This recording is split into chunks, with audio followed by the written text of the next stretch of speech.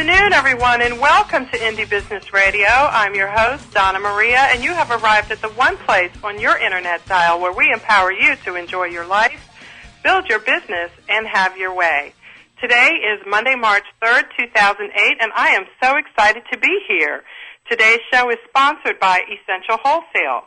Start thinking green this spring and choose from the world's largest selection of natural and organic cosmetic spaces. Learn more at essentialwholesale.com. Well, we've all heard of the saying, being a big fish in a big pond, when we refer to someone who is well known around the world in a field that everyone is familiar with.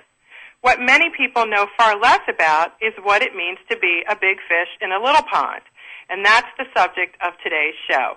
We're going to be talking with Susan Friedmann, author of Riches in Niches, How to Make It Big in a Small Market. She's going to be sharing with us about her book as well as something that she calls the nichepreneur concept. Susan's also going to fill us in on her 7 steps to growing a successful business by focusing squarely on a small niche market. Which leads me to the perfect indie co-host for today. Her name is Debbie Balazikian, and she's the owner of Monave Mineral Cosmetics. Debbie joined the Indie Beauty Network in April 2002 and has been a participating member ever since. At Monave, Debbie makes mineral cosmetics including lip glosses, lipsticks, bronzers, and mineral makeup foundation, and also sells kits to help you create makeup to perfectly match your skin color and type. Debbie joins me today from her offices in Baltimore, Maryland. Debbie, welcome to Indie Business Radio. Thank you. Thank you for having me on. Debbie, tell me a little bit about your niche. I mean, this is mineral makeup, and of course, as a cosmetics manufacturer, you could have manufactured a whole bunch of different types of cosmetics. Why did you choose mineral makeup, Debbie? I choose mineral makeup actually because it kind of chose me. It fell in my lap. I met this amazing product and completely fell in love with it and just had to make it a part of my life. And the way I made it a part of my life was to learn how to make it so that I could have control over the formulations, understand the ingredients, know exactly what I was going to provide to my customers. And along those lines, I could definitely say that my niche is people who are looking for natural makeup that's beautiful.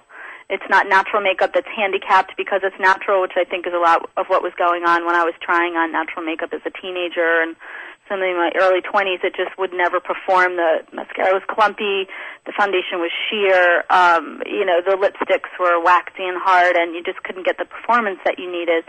So instead of approaching it as, I'm going to make natural makeup, I said I'm going to make natural makeup that's the most amazing makeup, and that's where mineral makeup fit the bill. As soon as I tried it, I recognized the potential for performance in mineral makeup. That's just intrinsic to the formulations. You had a job at another cosmetics company before you started your business, right? I did. It was short-lived. Did that give you kind of an idea of yes. the fact that you would, in fact, need to have some kind of focus and not just, cosmetics in general? Yes. The company that I originally, was introduced to mineral makeup through focused on the glamour market. And I was working my kiosk. My first business was located in an area with a lot of working women from the ages of 25 to 60, and a lot of different ethnicities, and especially African American. And the makeup that I was selling, although it was fun and it had the potential that I saw in mineral makeup, it just didn't suit my clientele. And so I was really responding to who I was looking at every day and who I was dealing with every day when I designed my line. And Debbie, not only do you have a line of finished cosmetics, you also teach people how to make their own cosmetics. Tell us a little bit about that. When I started, there was no information available on how to make mineral makeup. I just learned it the hard way, and it took a long time, and it was very frustrating to try to find suppliers. There really weren't any suppliers for what I was looking for. I sort of created my own supply line. And along the way, as my website sort of gained a little more prominence on the Internet, other women trying to make mineral makeup started contacting me and saying, do you want to share information? So we sort of helped each other along. But as I started getting more and more requests for that, I realized that it was a waste of time to keep answering emails and doing drafts, and that I should just put it all together, put it in one place, and say, okay, if you want to learn how to do it, here's something that you can buy that's reasonable. It's a kit, and it'll have all of my knowledge in there, and then I'll offer you support beyond the kit. So you can call me when you're having trouble. And so I just felt that it was a better way to use my my time and my talent and what I had learned doing it the hard way. And my feeling on it is that I'm not a big believer in competition, because I do believe you're looking for your clientele and they're looking for you. But I do believe that it's important to have as many alternatives to synthetic/toxic makeup as possible. So the whole purpose of my kits is to initiate and nourish other businesses that will then have a natural product line that women can go to instead of going to their convenience store or Rite Aid to buy their makeup. Well, thank you for sharing that, Debbie, because, it's interesting that you talked about sort of the natural growth of your business from creating the end with the finished product to helping people make their own, to also helping other people start their own businesses using the products that you make, and you've got a kit. So you really have, established yourself as an expert in your particular niche. And Susan Friedmann, our guest today, of course, is an expert in that particular area. She has traveled the world helping companies put their best foot forward at different industry events. She has been a guest on a variety of radio talk shows, and now I'm thankful to add the best radio talk show in the world to that list here at Indie Business Radio. And Susan is the author of Riches in Niches, How to Make It Big in a Small Market. Susan, welcome to Indie Business Radio. It's good to be here. Thanks so much for having me. If you have a question or comment for Susan or for Debbie, I hope you'll join us, 800-773-0355, or you can email your question to me at info@indiebusinessradio.com. Susan, tell us a little bit about your background and how you became sort of the nichepreneur expert. Well, it all started off when I was in the trade show industry, and I wanted to just differentiate myself a little bit. I found that as I thought when I went into my business in 1989, that I was the only person out there who wanted to educate exhibitors to help them be more successful at trade shows. And I decided, there was nobody offering this service. Little did I know, I found out later on there are a few other people, but at the time, I felt that I was the only one doing it. And so I sort of started my whole campaign to do everything I could to help exhibitors be successful, to educate them, because they just did not know how to work trade shows. And if any of you have ever been to a show, you know exactly what I mean. It's tough. And, reading your bio and a little bit about you at your website, it shows that you have this tremendous amount of expertise as a trade show expert, and of course you're calling yourself the trade show coach. But I discovered you because you took that expertise and you translated it into a book to help other people find a niche as you did in the trade show industry. Absolutely, and I was asked by several of my colleagues, well, how did you become an expert? And I had to think about it because, to be honest with you, I did not plan it quite in the way, that I outline it in the book, because I had to think about it afterwards. Well, what did I do? And then when I looked at what I did, I suddenly realized there was a strategy. And over the last 20-plus years, I've realized, some things worked, some things didn't, and so, but I formulated the fact that there is a strategy, and it's a strategy that can be duplicated, and anyone can use it.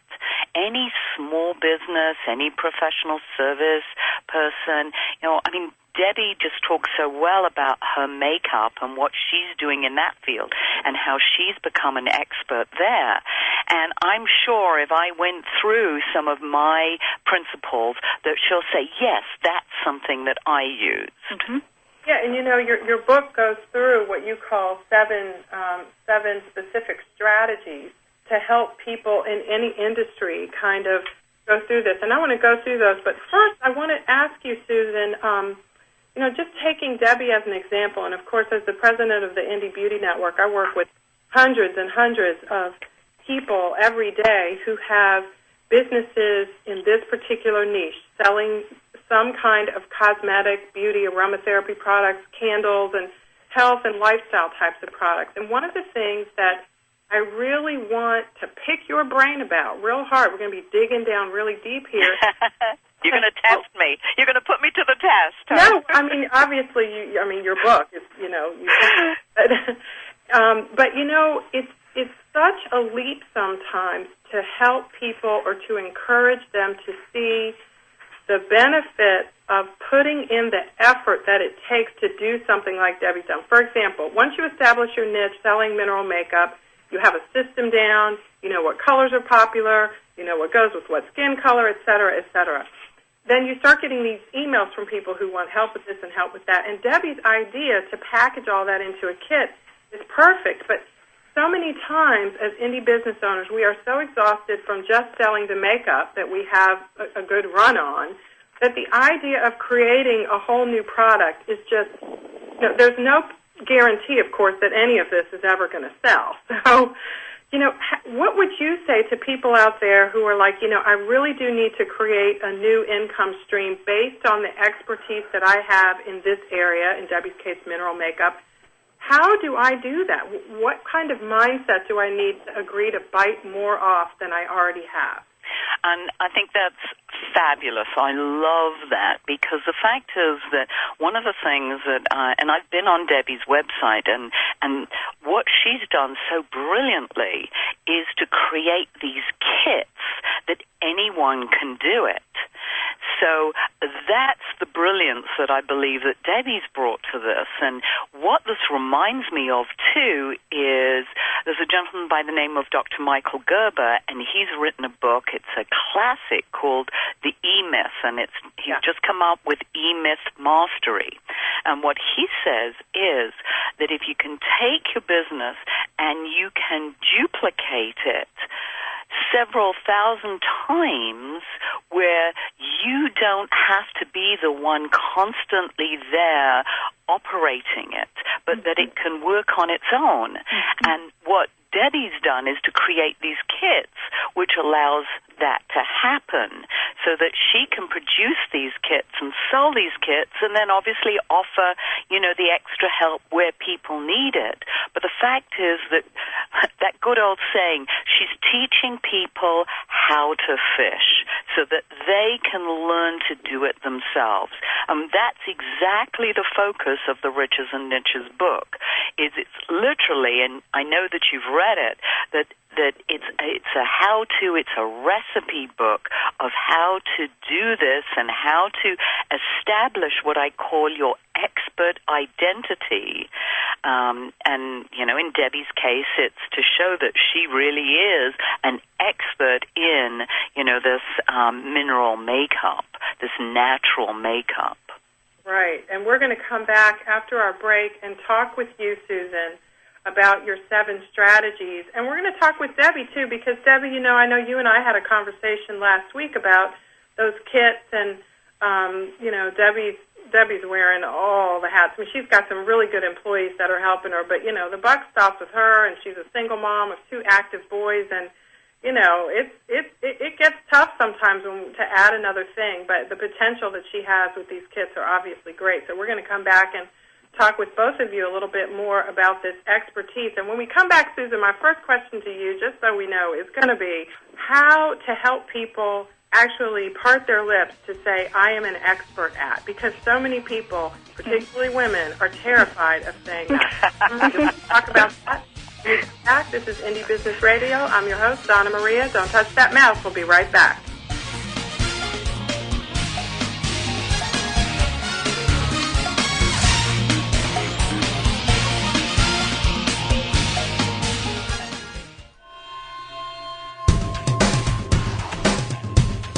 Why is everyone listening to GlobalTalkRadio.com? because it's the future of talk radio. Every day, more and more people are finding internet radio as not just an alternative media, but as a replacement to traditional AM and FM broadcast stations. Internet radio offers a wider variety of programs, convenient on-demand listening that meets your schedule, and fewer commercial interruptions. And GlobalTalkRadio.com is already leading the way by matching this content with a highly targeted internet audience. GlobalTalkRadio.com offers its listeners one of the widest programming varieties on the internet, from business and finance to self-improvement, paranormal, health, literature, romance, politics, and more. There are also opportunities for prospective hosts who would like to host their own weekly or one-time talk shows. Want to learn more? Check us out at www.globaltalkradio.com and see the future of talk radio today.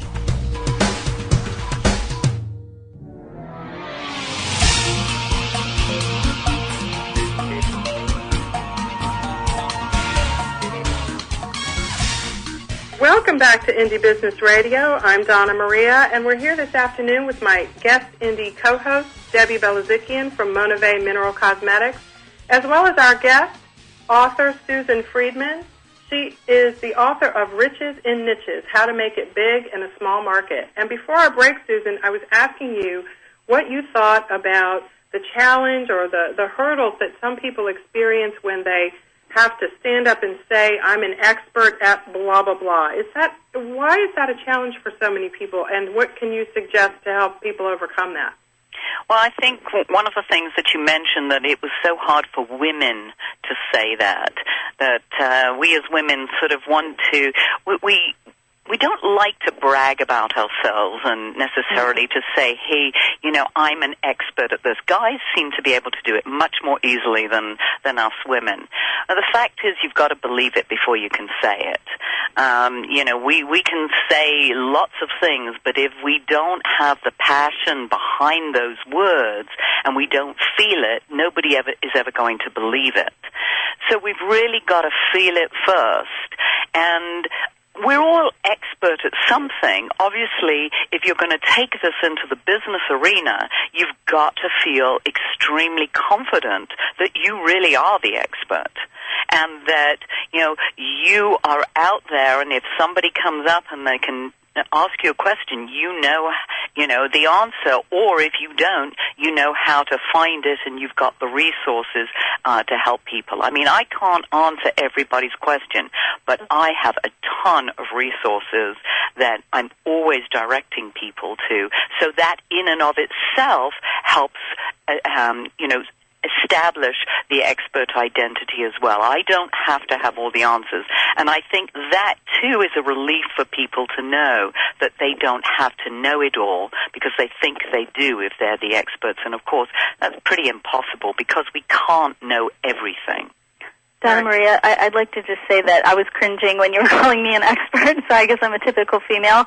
And then I was analyzing, as you're discussing it, why I wouldn't think of myself as that, and I'm thinking about a week ago when my new production manager said to me, these mineral pigments are really hard to work with, and I said, yep, and he said, I'm going to go online and I'm going to find a book that really breaks it down for me, and I said, there isn't one. I said, if there is one, it's basically a takeoff of anything that I've put out there, and then they might have learned a little bit here and there. I said, there's nobody who wrote about this. I said, I'm it. And he just kind of looked at me as if, are you crazy? And I just looked at him. I said, I'm it. I'm right here. All you have to do is ask me anything you want, and all the information that you need is right here. And it's a really hard thing to say, though. But you started to practice, which is the main thing. And you're practicing in a safe environment. That's so interesting about what Debbie said. I know Debbie joined my organization in 2002. She was doing this before that. So we're already talking about from 2002 to 2008. And, honestly, if you're making a profit on one thing for that long and you're not an expert, how does that possibly happen? And so I just, want to encourage not just Debbie, but anybody out there. Sure, other people know about mineral makeup. Lots of people are selling it, and they're doing okay. But you have got these great kits, and you have, even a niche within your niche, too, Debbie, because you focus a lot on darker skin tones. And so you've really, just word of encouragement to you and by way of example, other people that, when you've been doing something for 6 years, making a living, putting food on the table, Susan, what do you think? You got something there. You got some expertise there somewhere. Absolutely. You just don't keep going, without an expertise and people acknowledging that, because obviously people like the product. They like dealing with you because they're coming back for more, and, the word of mouth is spreading. So, yes, it's a beautiful website. I keep clicking on things, and I'm just enjoying it immensely. Not only that, Susan, she's not just reselling products that someone else makes. She makes this stuff. She buys the raw mineral pigments in bulk, and she creates every single color you see there herself. That's amazing. That's absolutely amazing. One of the things that I would like to see you do more of, Debbie, is to really let people know about that expertise, have more tips or checklists and guidelines on the site. Or I don't know if you have a blog or if you have a newsletter. I know it's like this scary thing. People are sort of like, oh, do I really have to have one? And it's just becoming part of what people expect now. And it's another way to get that expertise out there. Donna Maria, we just talked about this last week. She said, Debbie, you need a blog. So we were just talking about it, and I have a forum, but I think a forum is a little bit different than a blog, and the blog is really sort of the trend for today. It is.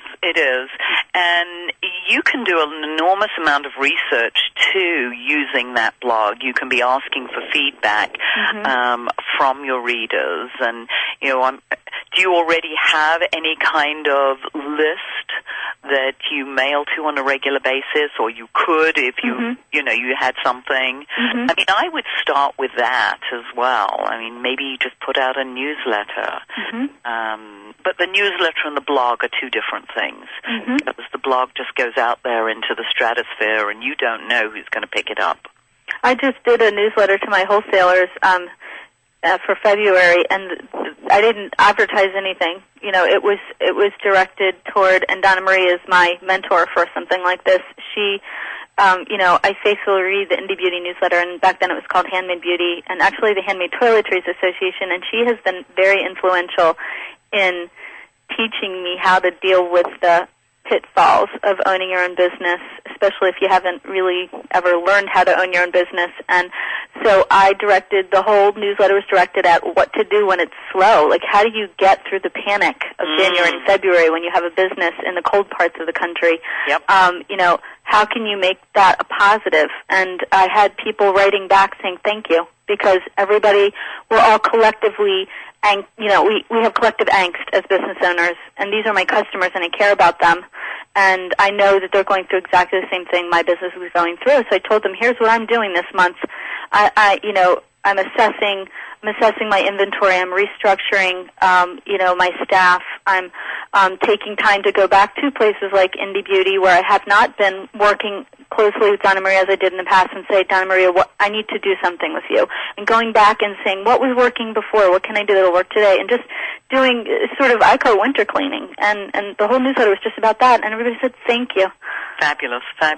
Something else you might want to consider is maybe even doing like a teleseminar, which are very easy to set up. You get a bridge line. Donna Marie can help you with that, and you do a session on they just call into a number at a certain time, a certain date, and you can do a lot of this just talking to them as well, and have them share some of their concerns, and have a little bit of a discussion over the phone as well. People will love it, and they'll pay to attend that kind of thing. And it's always more value when they pay for it, by the way.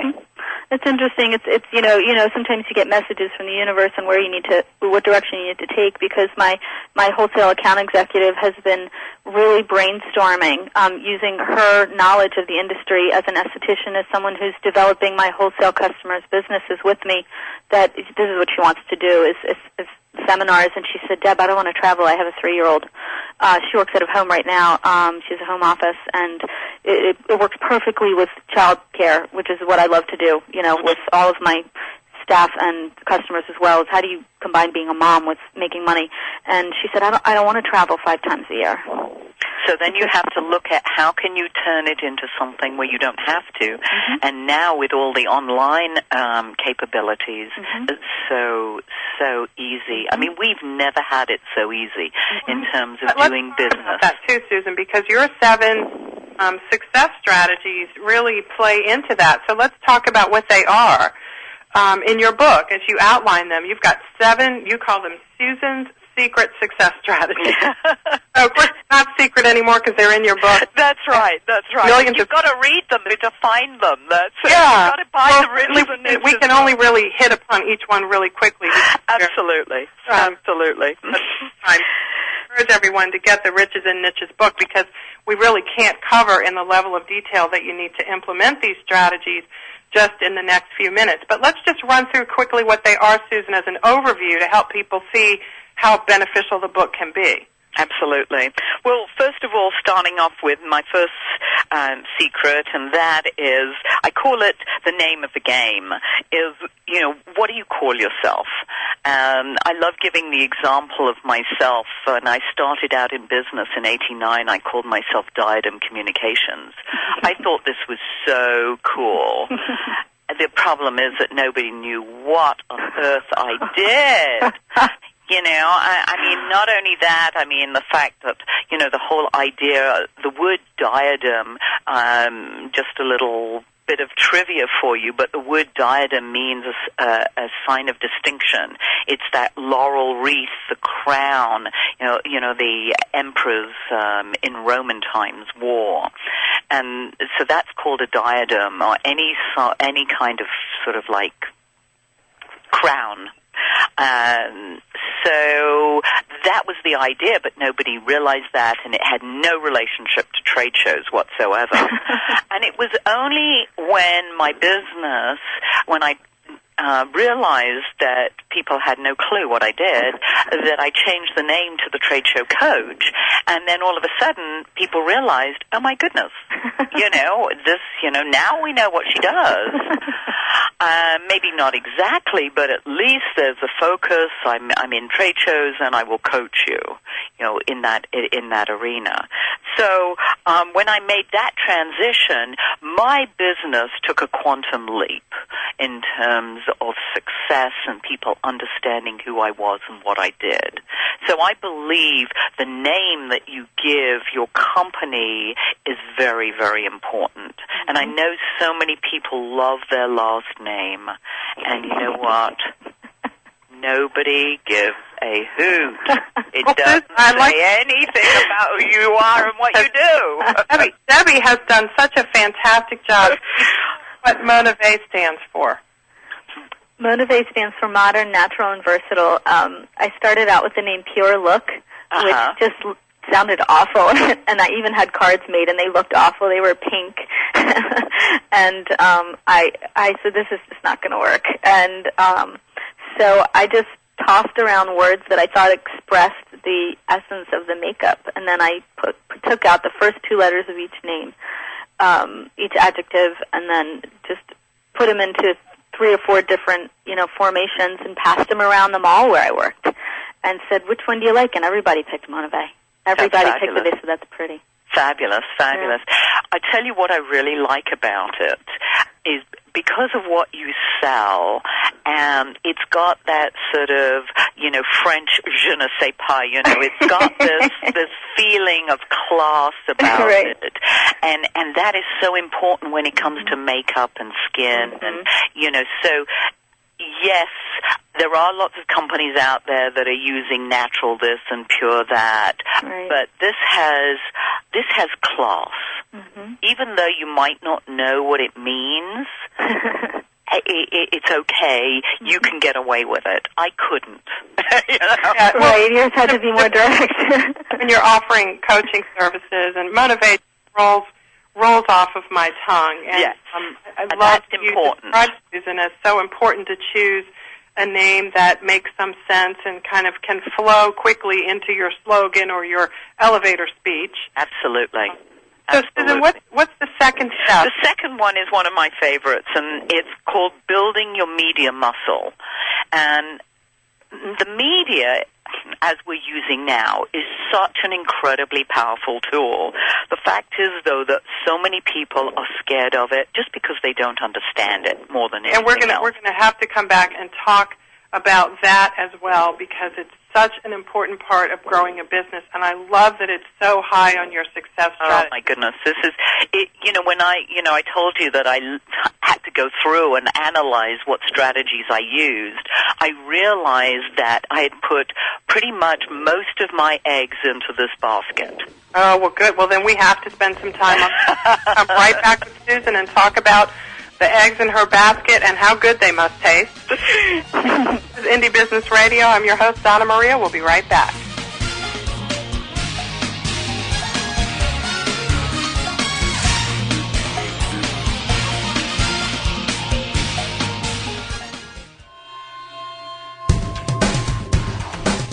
Want to stay on top of what's new in the radio industry? Sign up for a free subscription to the Future of Talk Radio, available exclusively to listeners of globaltalkradio.com, and find out what's new in the world of online radio. Listeners can find out about new shows and special guests. People with something special to offer can find out how to become a guest and how to prepare for an interview. And prospective hosts will find a valuable resource for everything from planning the new program to selecting topics and guests, recouping expenses by selling advertising, and more. Sign up today for your free subscription to the Future of Talk Radio by visiting www.globaltalkradio.com and learn about the future of talk radio today.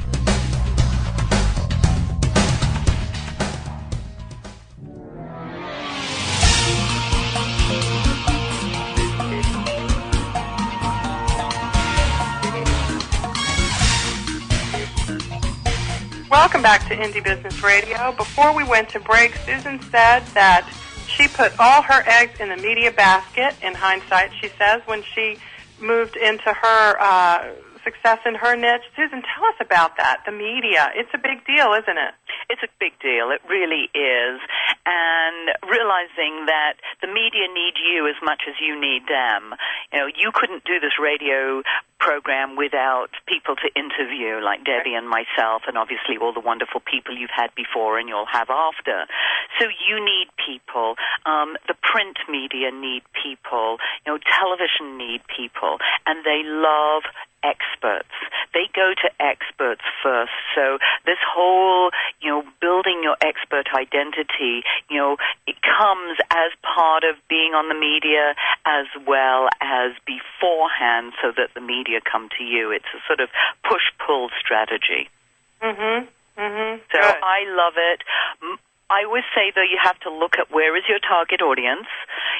For the trade show environment, my target audience is through print media. Right. I've done radio, I've done television. It is not as effective.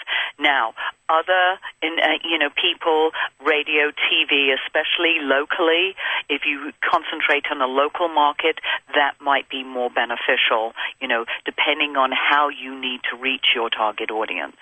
So I know and understand how my target audience function.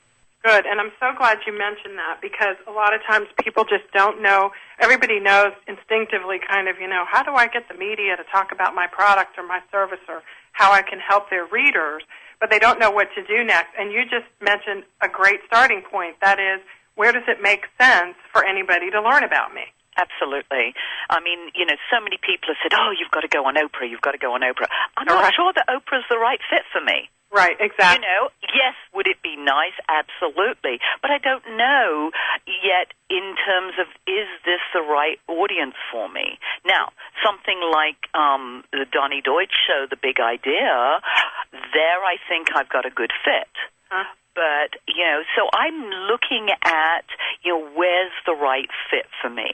Where's the right fit? Good. Mm-hmm. So the next step is networking. Networking. The third strategy I call moving the movers and shaking the shakers. And that's all about speaking and networking at industry events. And the whole concept about niching, which we haven't really touched on exactly, but the fact is to look at an industry and niche or niche yourself in that industry, or maybe by topic or expertise, as Debbie, she's in an industry. She's in the cosmetics, skincare industry. So it's finding that and looking at, all of these places have conferences. They have things like this, this program. There are other programs, web seminars now, teleseminars, conferences, workshops. Can you speak at them? You should be there networking with people. So you've really got to know and understand your industry. You've got to be seen and be heard in as many environments as you can. And that helps to build, again, that expert identity. And the great thing, too, today, Susan, as you said earlier, is you don't actually have to physically press the flesh to do that. That's right.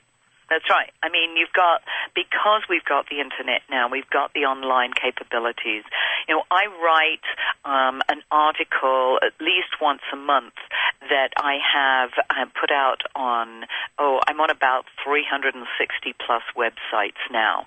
And that's a strategy because I want to be out there. I want people to get my information, to find it. I can't wait for them just to come to my website and find me. So, and the way the search engines go, as I'm sure you know, is, the more times your name's out there, the more times you have the possibility of them coming to your website. And that brings us to your next strategy, which has to do with writing. Writing, absolutely.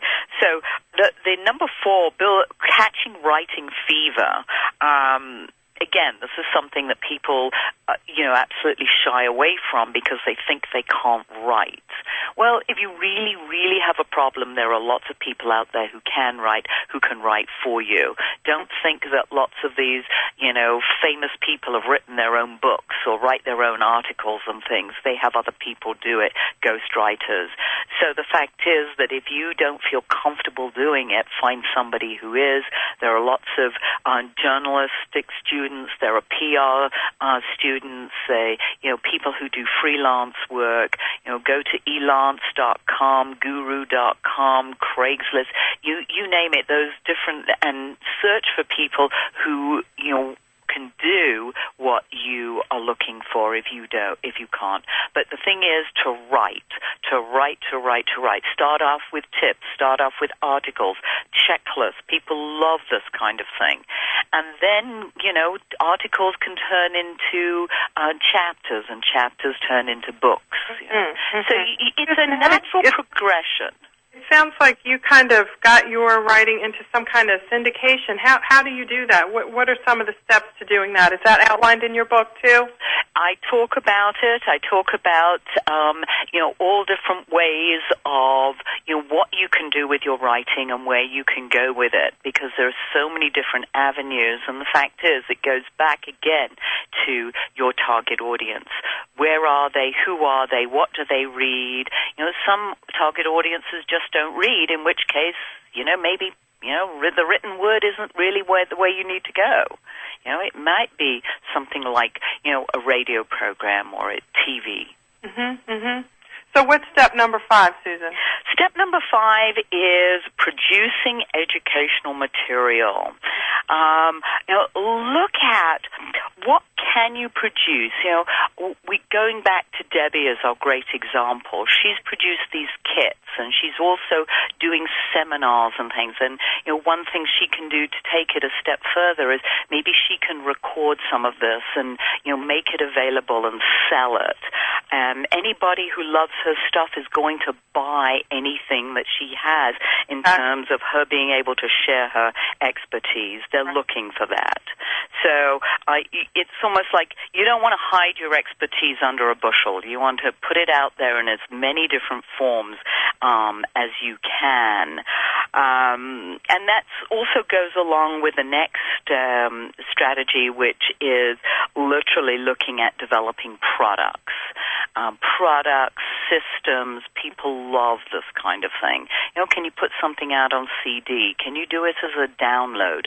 I was talking to a woman today who was putting out some booklets, and I said, if you don't have to have the expense of printing it, turn it into a PDF and make it available as a download. You can do it as a freebie, or you can do it as something that somebody pays for. Well, and one of the things, too, I think I may not have seen this at Debbie's website, but certainly she could do something like this by creating a checklist of colors that go together to create a particular look, like the romantic look or the holiday look. And she could put together the colors of the makeup and the lipstick and whatnot that go together to help a woman with dark skin, light skin, olive skin, whatever, create that look. Oh, that would be phenomenal. It would be absolutely phenomenal. And again, this could be a service that's on her site, or it could be something that, you pay for. Right. She could put together all different things like that. So that's a brilliant idea, and I think that would go down extraordinarily well. Or it could be the look of the month or the look of the week. I just looked. MineralMakeupCoach.com is available. There you go. So what's number 6, Susan? Number 6 is, I mentioned developing the products. The expert's always in, I call it. And I talk about in the book, how do you create these informational products? Things that, people are doing now on the websites and everything, and these downloadable products. Doing an audio piece and making that available, turning that into an MP3 and making that available as a download. Even things like what you're doing now, and then home study courses. I mean, that's something. Debbie's sort of getting on the verge of some of this stuff. But if she would be, I know one of the things that she said, she wants to look at how she can duplicate this, and one of the ways is to create more of these kits and, these ways, these systems that people can buy, and they get everything they need in there. Right. I love that. And last but not least, Last but not least, yes, I call it the wind beneath their wings. And literally this is offering services, offering consulting, coaching services. People want that part of it as well. So that here you're the expert, and they want to work with the expert, and people will pay, and sometimes they'll pay big money to be able to work one-on-one with you.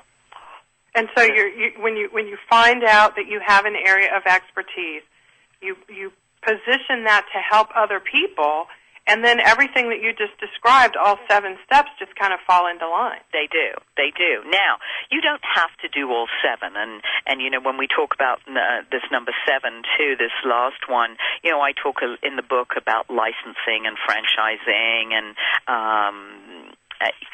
finding strategic partners, affiliate programs, so there are a lot of things that you can do as well. Now, what I say right at the beginning of the book, as you know, is that I talk about the fact that please don't try and do all of this. I say read the book, definitely, and look at what's available, but don't feel that you have to do all of these at once, because you just won't.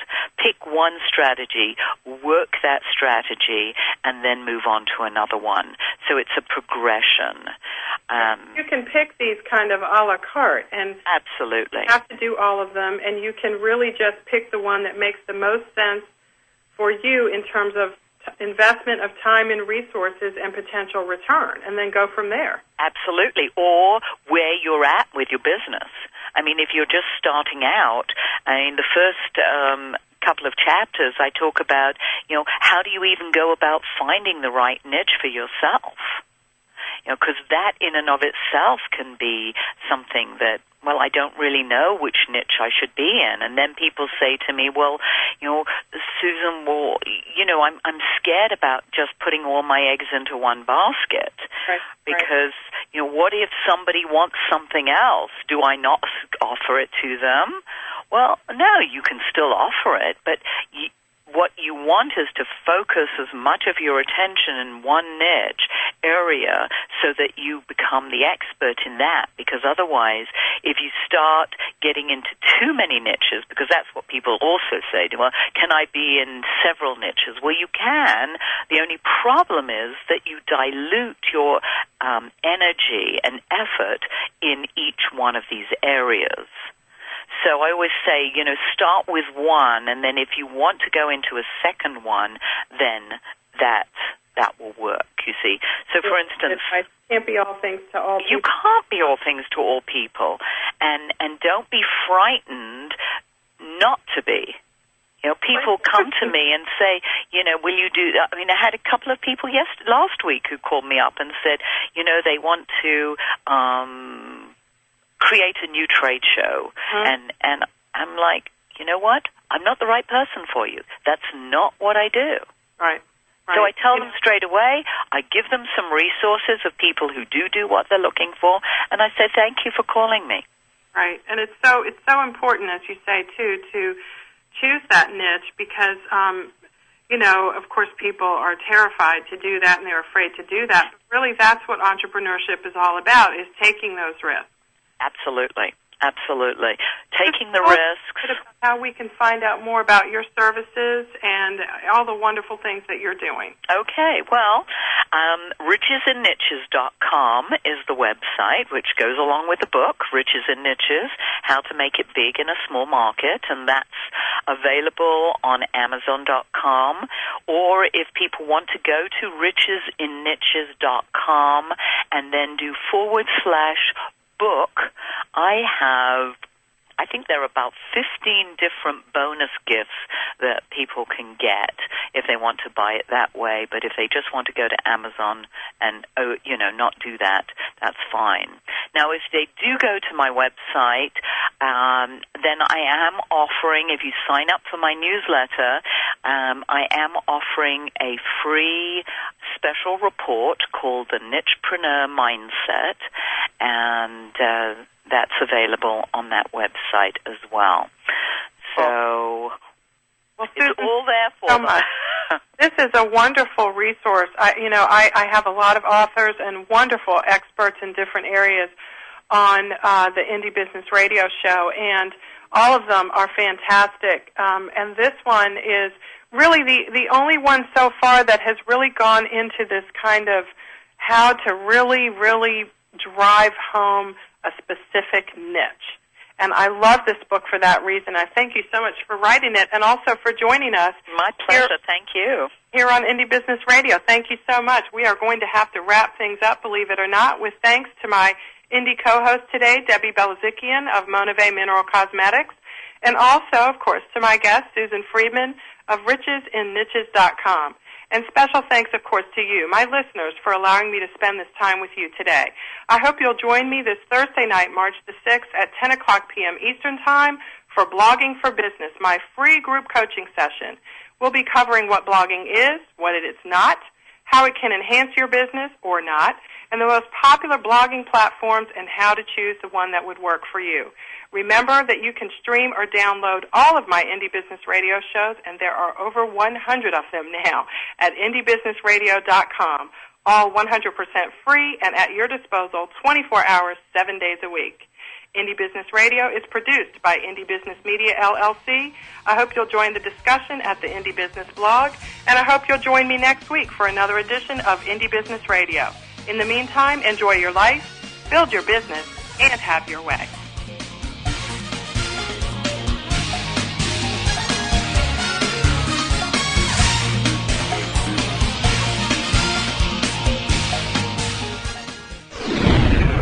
You're listening to GlobalTalkRadio.com.